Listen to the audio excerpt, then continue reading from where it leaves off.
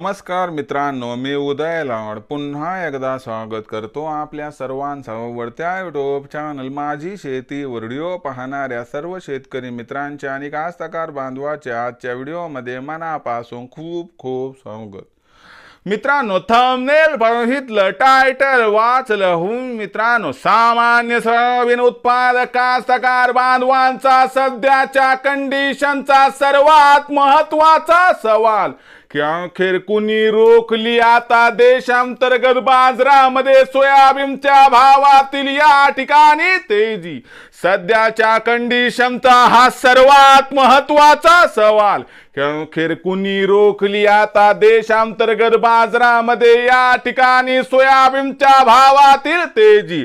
हा सवाल तुमच्या मनातला, हा सवाल माझ्या मनातला आणि आज भारत वर्षातील सामान्य सोयाबीन उत्पादक कास्तकार बांधव या ठिकाणी विचारायला लागलाय की अखेर कुणी रोखली आता देशांतर्गत बाजारामध्ये सोयाबीनच्या भावातील या ठिकाणी तेजी।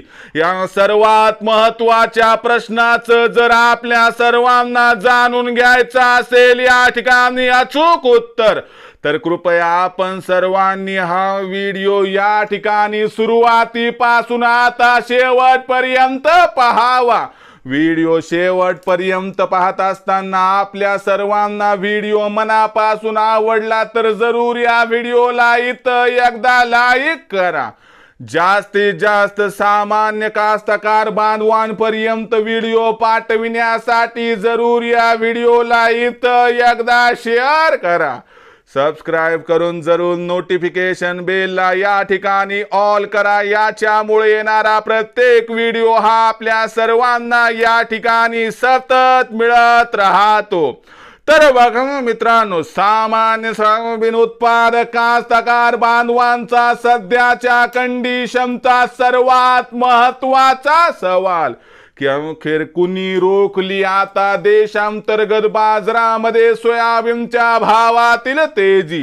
या प्रश्नाचं अचूक उत्तर जाणून घ्यायचं असेल तर सध्या देशांतर्गत आणि आंतरराष्ट्रीय बाजारामध्ये सोयाबीनची भाव पातळी कशी आहे, देशांतर्गत आणि आंतरराष्ट्रीय बाजारामध्ये सोयाबीनची मागणी पुरवठ्याची स्थिती कशी आहे आणि या सर्वांचा सोयाबीनच्या भावावर कशा पद्धतीने परिणाम होतोय आणि अखेर अशी कोणती ती कारणे आहेत की ज्यामुळे सोयाबीनचा भाव हा मंदीत दिसतोय, म्हणजे कुणी रोखली सोयाबीनच्या भावातील तेजी, या प्रश्नाचं घेऊयात आता सविस्तर उत्तर। तर बघा मित्रांनो, आंतरराष्ट्रीय बाजारात सोयाबीनचा बाजारभाव हा आपल्याला सातत्यानं $10 प्रति बुशेल्स पर्यंत दिसत होता, पण जगात असणारं सध्याचं सोयाबीनचं उत्पादन व सोबत असणारी मागणी याच्यामध्ये जी तफावत निर्माण व्हायला पाहिजे ती निर्माण होत नाही आणि याच्यामुळे कुठंतरी सोयाबीनमध्ये तेजी ही दिसत नाही। शिवाय ब्राझील आणि अर्जेंटिना इथं सोयाबीनची पेरणी व्यवस्थित झाल्या कारणास्तव आपल्याला आंतरराष्ट्रीय बाजारात दबाव दिसतोय आणि लक्षात घ्या, आंतरराष्ट्रीय बाजारातील हा दबाव देशातील बाजाराला सुद्धा दबावात आणतोय। म्हणजे आपण जर वरवर बघितलं तर देशातील बाजारात सोयाबीनच्या भावातील तेजी रोखण्यामागचं पहिलं कारण म्हणजे आंतरराष्ट्रीय सोयाबीन भावातील दबाव। त्याबरोबरच मोदी सरकारनं जे आश्वासन दिलं होतं की आम्ही एवढं सोयाबीन खरेदी करू, त्याची अंमलबजावणी होताना दिसत नाही आणि याच्यामुळे धीम्या गतीनं सुरू असणारी मोदी सरकारची हमी भावावरील सोयाबीन खरेदी हे सुद्धा सोयाबीनच्या भावातील तेजीसाठी एक महत्त्वाचा अडसर निर्माण करत आहे। म्हणजे कुणी रोखली सोयाबीनच्या भावातील तेजी, या प्रश्नाचं उत्तर आहे मोदी सरकारची धीम्या गतीनं होत असलेली सोयाबीनची महाखरेदी आणि आंतरराष्ट्रीय बाजारातील दबाव। या दोन कारणांमुळे सध्याच्या कंडिशनला देशातील बाजारात सोयाबीनचा बाजारभाव दबावात दिसत आहे। भविष्याचा विचार केला तर जो भाव आहे त्याच्या खाली तर बाजारभाव पातळी येणार नाही, त्यामुळे सुधारणेचे चान्सेस आहेत, पण इथून तुम्हाला 31 डिसेंबर पर्यंत सोयाबीनची भाव पातळी 4100 ते 4400 च्या दरम्यान दिसू शकते। अनुकूल परिस्थितीत भाव 4500 पार सुद्धा जाईल, परंतु 5000 साठी आपल्याला खूप वेळ थांबावं लागेल, हे मात्र खरं।